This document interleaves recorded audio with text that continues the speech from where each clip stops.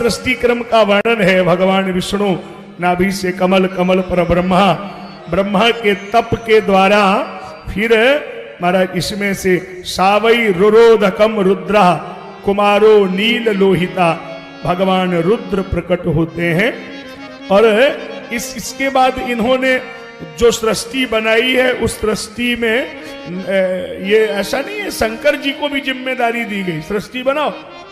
तो इन्होंने क्या बनाया, भूत प्रेत और तो हमारे वो पीले वाले, काले वाले, बिच्छू, सांप सब बना दिए। ब्रह्मा जी से कहा, ब्रह्मा जी बोले बाबा तुम बंद करो, हम खुद बना लेंगे, ये झंझट मत करो। अरे ये किसी को रहने देंगे, सब इन्हीं से धरती भर जाएंगे। शंकर जी बोले हम तो यही बना सकते हैं साहब, और हमारा कोई झंझट नहीं। तो ये सब शंकर जी के ही बनाए हुए हैं ना। फिर ब्रह्मा जी ने अपने हाथ में ये सब कार्य लिया।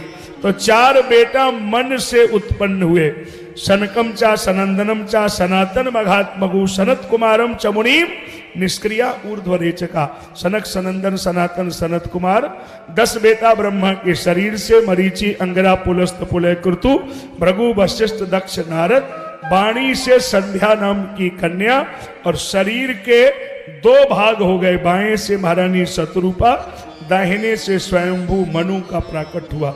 इनके द्वारा मैथुनी सृष्टि का वर्णन है। मनु जी महाराज के 5 संतानों का वर्णन है, लेकिन सृष्टि की रचना अभी रुकी हुई है क्योंकि पृथ्वी नहीं है। पृथ्वी को हिरण्याक्ष ले गया है। ये भगवान नारायण के 2 द्वारपाल हैं, जय और विजय। और इन्होंने ऐसा विचित्र कार्य किया है कि सनकादिकों की निंदा की और इन्हीं दोनों को श्राप लगा तो दिति माता के गर्भ में गए।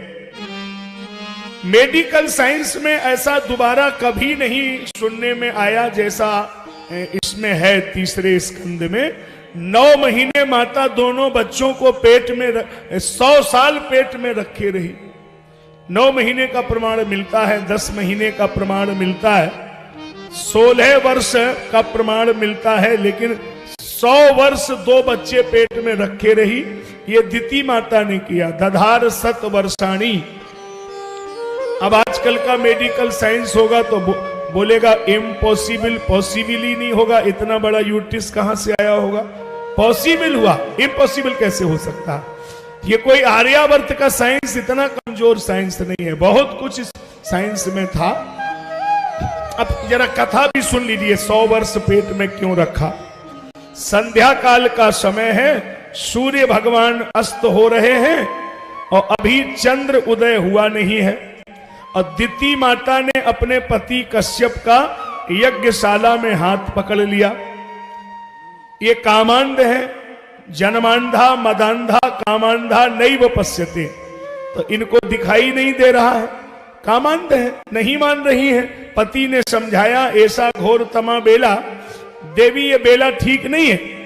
सूर्य अस्त होने के बाद चंद्र उदय न होने तक बीच के काल को कुछ कार्यों के लिए निषेध माना गया। ये संधि काल है। अब माता बहन भाई सभी सावधानी से सुन लो। इस काल में किसी भी स्थिति में भोजन नहीं करना चाहिए। यदि आप करेंगे तो शरीर रोगी हो जाएगा। शयन नहीं करना चाहिए, तामसी वृत्तियां बढ़ेंगी। भोग नहीं करना चाहिए, जन्म लेने वाली संतान राक्षस हो जाएगी। यज्ञ करना चाहिए, संध्योपासना करनी चाहिए, गायत्री का जप करना चाहिए, रामायण पढ़ना चाहिए, वो फायदा करेगा। क्योंकि ये भगवान शंकर और माता पति पार्वती जी दोनों नादिया पर बैठ करके इस काल में निकलते हैं त्रिलोकी का परिक्रमा लगाने। और वो सबको बोलते हैं वृद्धिम भव, मनी बढ़ोतरी हो, ये बोलते हैं। तो उस समय पर यज्ञ करना चाहिए, भोजन नहीं करना चाहिए।